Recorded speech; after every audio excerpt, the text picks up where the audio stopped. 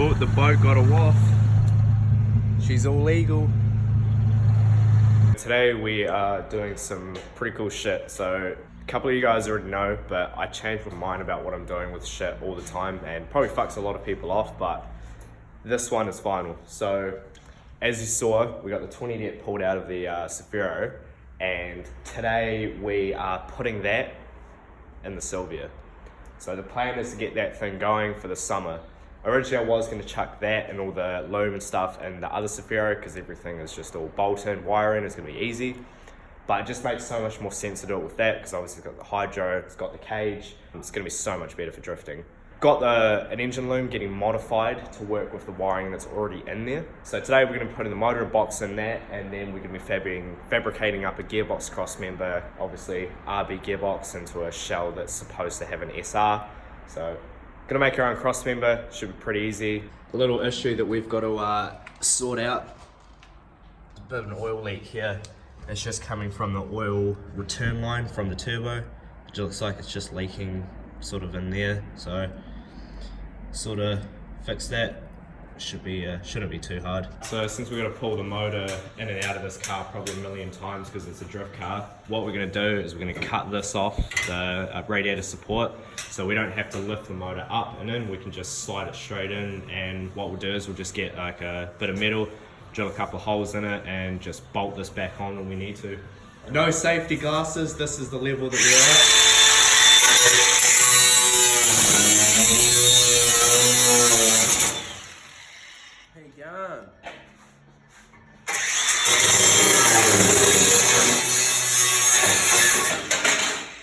Slip vehicle wheel stands, sponsor us. No,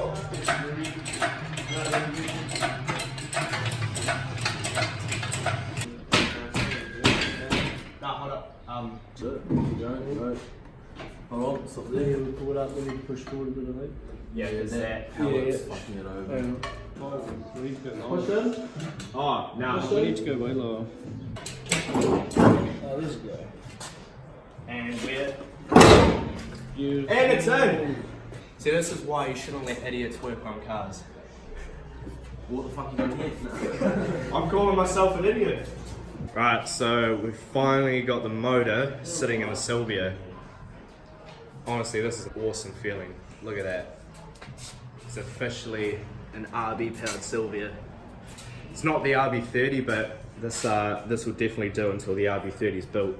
So yeah, we got to make a gearbox Crossmember. So this is the one that's currently on it, but I mean, it's a bit hard to see, but you can pretty much tell that these holes here don't line up with the holes that are on the chassis. So what you can do is you can cut a hole in this and get it to work, but these things are getting pretty, like, going up in value, so I don't really want to cut into it.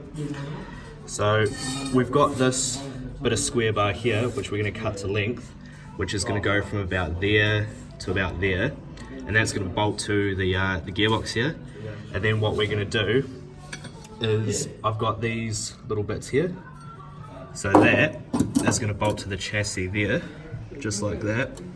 And then we're going to cut two more little bits of these, cut the little second bit, which is going to come up and it's going to join to this, so it'll be on a bit of an angle, and then obviously we'll do that on the other side there. I need to figure out how much I need to cut off first, so what I'm going to do is I'm going to measure from side to side here, and to do that I got a piece of wood here. I'm going to sit it just like that, so that's nice and flush pretty much. Gonna now grab a screwdriver there, mark it out because, you know, RFB, we're too poor for tape measures. Got a little mark there, so we'll just line that up to the edge of this. So now what we are going to do is we're going to cut from there, and that's going to be our first bit of our Crossmember. Well, so Mace has upgraded to safety level of a welder.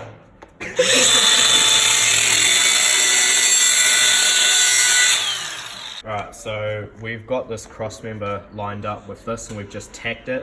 So now we're just going to drill through. The reason we've tacked it is so we can make sure that the holes are in the exact position that they need to be.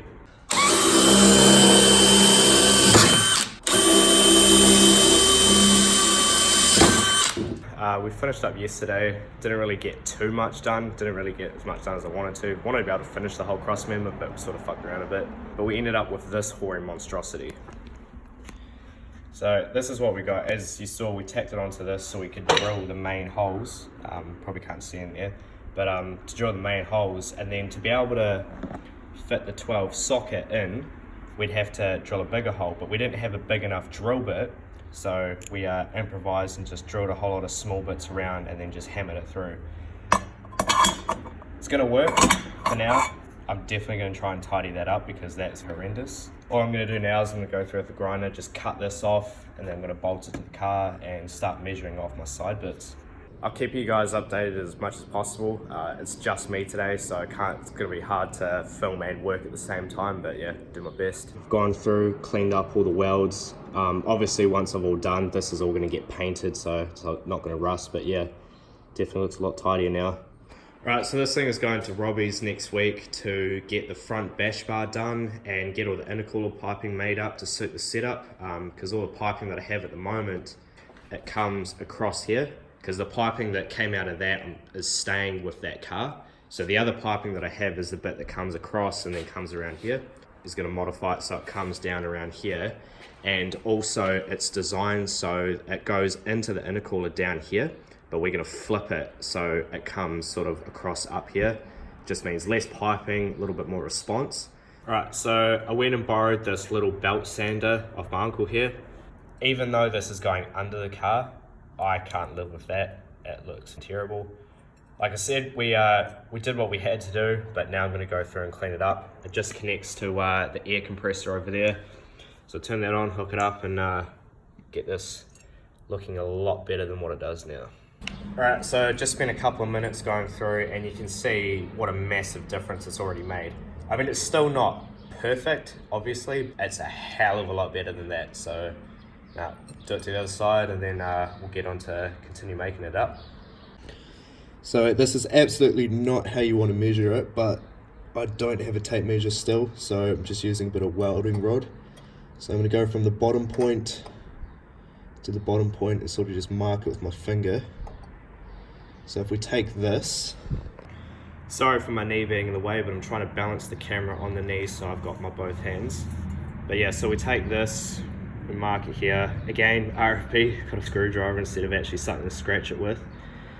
So I'm just going to line it up, sort of scratch a little bit so I can see where it is. And then we'll take something with a straight edge, line it up, sort of make sure it's square. I'm just eyeballing it really. And then I'll go through and scratch it up, and then we'll cut it. Yeah, so now that I've got my mark, I'm just going to take my grinder. I've got to put the cutting disc back on it, but I'm just going to cut on this side of it, so I can always just take a little bit of material off. It's better to have a little bit extra and then be able to take some off than cut it too short and then just have to make a new piece.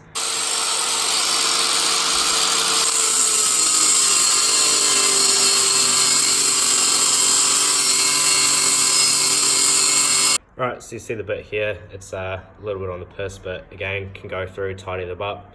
Just gonna take it over and see how it fits. Got my piece here, it's sitting a bit on the piss at the moment, but I've got to hold it in place.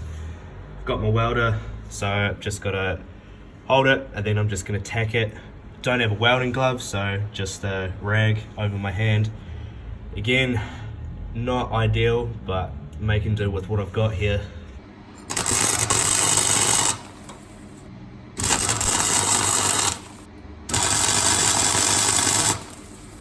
alright, so it's very ugly because one, it's an arc welder, and two, I'm terrible at welding.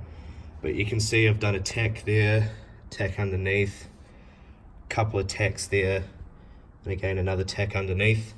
Should be good enough to hold it until Rory can weld it all up properly.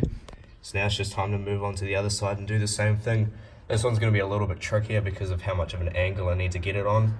So I've cut this bit on an angle, so this is going to sit against the bit that connects to the chassis itself, and then this bit is the bit that goes to the gearbox part of it. So I've just made a little marking here, as you can see, and then I'm just going to cut from that mark straight down to this corner here on an angle, and then that should mean that this would be just slightly too long, so I can go and take a little bit off here and there where I need to and get it sitting perfectly. So as you can see here, I've just about got it where I need it to be. This is the unfortunate part about not having proper measurements, is that the amount of times I'm having to go away, cut a little bit, come back is crazy. Like if I had the proper measuring, I'd be able to measure twice, cut once, instead of measure once and cut a fucking million times. But we'll get there. It's pretty much there. Just got to take a little bit more off and then should be able to tack it up. Alright, so I've got it fitting, but I've realised I've fucked up a little bit. So as you can see, I haven't done it on enough of an angle, so this doesn't sit flush with this. It doesn't rake up high enough. I'm still going to use it, still going to be fine. It just means that up top, probably going to have to maybe look at making a bit more of a support. Again, just going to get some plate probably from here to tie it in, just to support it, but it should still be right. Alright, so finally finished that Crossmember. Now keep in mind, I am not a welder or a fabricator by any stretch of the means. I welded maybe twice in my life. Both times were just welding a diff. And this is an arc welder, so it looks terrible no matter what you do. But in saying that, I am pretty proud of what I've been able to do today. So here it is. Now in hindsight, I probably would have just made this all one length. I thought I was going to be angling that down a lot more than I had to, but you know, live and you learn. Do things differently next time. And then obviously this one, I didn't do enough of an angle, but it should still be right. Well, Robbie's going to weld it all the way around, and I'll talk to him and see what he reckons about bracing sort of from here to here and here to here, and maybe another bit up top since there's a little bit lacking obviously there. But yeah, no, this is it's gonna be good. It'll work for sure, so that's all we need. So that thing is now pretty much ready to go to Robbie's to get a whole lot of work done to it. I'm gonna be crunching hard to get this car done by the 24th of September, which is a drift school day. May make it, may not. It really depends on how much I can get done. I don't really have to spend too much money on it. It's just doing shit. So we'll see what happens. There's always other drift schools, obviously, but I just want to get out there. I want to get on track, bring you guys the content, and just sort of, you know, start getting seat time. Again, apologies for changing my mind about shit, what I'm doing with this car, what I'm doing with that car, but now this one is definitely final, and I can't wait till the Silvia's done. I mean, just look at it. RB in a Silvia. So that'll be it for this one. Like, subscribe, comment, you know, all the usual, and yeah, catch you guys next time.